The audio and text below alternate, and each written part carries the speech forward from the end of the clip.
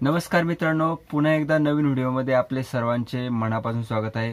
मित्रांनो, मुख्यमंत्री माझी लाडकी बहीण योजना अतिशय कमी कालावधीमध्ये व अतिशय जलद गतीने राज्यामध्ये राबविल्या गेलेली एक महत्त्वाकांक्षी अशी योजना.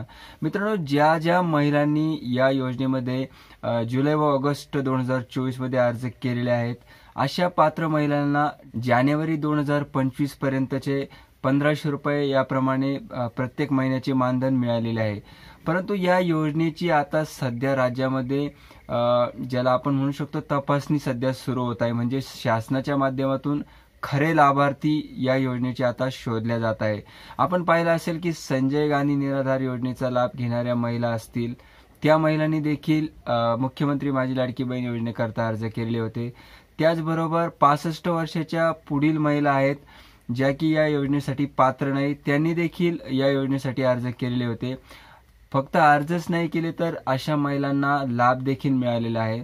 परंतु आता जे काही या योजनेचे अपात्रतेचे जे निकष होते, ज्यामध्ये 2.5 लाखाचं उत्पन्नाची अट होती, त्याचबरोबर संजय गांधी निराधार योजना असेल किंवा कुठल्याही मासिक मानधन देणाऱ्या ज्या काही शासनाच्या योजना असतील, श्रावणबाळ असेल, यांसारख्या ज्या योजना आहेत, अशा योजनांच्या लाभार्थ्यांना मुख्यमंत्री माझी लाडकी बहीण योजनेमध्ये समाविष्ट केले जाणार नाही. यासाठी जवळपास संजय गांधी निराधार योजनेचे जे काही लाभार्थी आहेत, असे लाभार्थी जवळपास 2,30,000 लाभार्थी हे मुख्यमंत्री माझी लाडकी बहीण योजनेचा लाभ घेत होते. या लाभार्थ्यांना आता मुख्यमंत्री माझी लाडकी बहीण योजनेतून काढून टाकण्यात येणार आहे. त्याचप्रमाणे 65 वर्षाच्या पुढील जे काही महिला लाभार्थी होत्या, ज्या की या योजनेसाठी बसत नव्हत्या, म्हणजे या योजनेसाठी त्या पात्र होत नव्हत्या, तरी देखील त्यांनी अर्ज भरलेल्या होत्या, अशा राज्यातील जवळपास 1,10,000 महिलांनी जवळपास मुख्यमंत्री माझी लाडकी बहीण योजनेकरता अर्ज केला होता. आणि अर्जच केला नाही तर त्यांचे अर्ज पात्र होऊन त्यांना लाभ देखील मिळालेला आहे. परंतु इथून पुढे म्हणजे आता त्यांना लाभ देण्यात येणार नाही किंवा यासाठी फेर तपासणी होऊन अशा अर्जदारांना या योजनेमधून आता काढून टाकण्यात येणार आहे.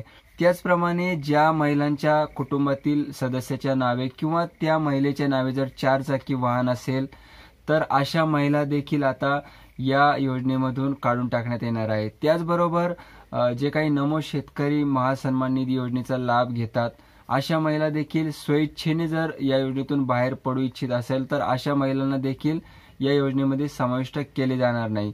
त्याचप्रमाणे मित्रांनो, जवळपास संपूर्ण अपात्रतेच्या ज्या काही महिला आहेत, म्हणजे जवळपास 5 लाखापेक्षा जास्त महिला आता मुख्यमंत्री माझी लाडकी बहीण योजनेतून अपात्र केल्या जाणार आहे.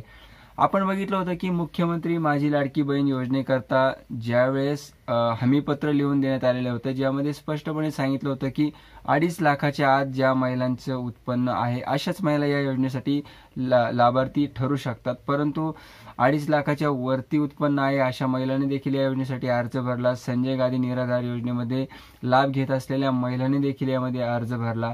4 चाकी वाहन कुटुंबातील व्यक्तीच्या नावे आहेत, त्यांनी देखील या योजनेसाठी अर्ज भरला. त्याचबरोबर काही ठिकाणी तर शासकीय नोकरी देखील कुटुंबातील व्यक्तीच्या नावे आहे, तरी देखील त्या महिलेने या योजनेसाठी अर्ज भरला. एकंदरीत आता जे काही या योजनेसाठी निकष शासनाने कटिबद्धपणे लावलेले होते, ते निकष आता तपासल्या जात आहे आणि याच पार्श्वभूमीवर आता जे काही बोगस लाभार्थी आहेत ते या योजनेमधून काढून टाकले जाणार आहे. तर मित्रांनो, एक लाडकी बहीण योजनेच्या संदर्भात एक महत्त्वपूर्ण अपडेट आपण आजच्या व्हिडिओमध्ये घेऊन आलो होतो. मित्रांनो, या ठिकाणी शासकीय योजनेसह उपयुक्त अपडेट्ससह नेहमी आपण येत असतो, त्यामुळे चॅनलला सबस्क्राईब नक्की करून ठेवा. पुन्हा भेटूया एका नवीन व्हिडिओमध्ये एका नवीन माहितीसह. तोपर्यंत धन्यवाद.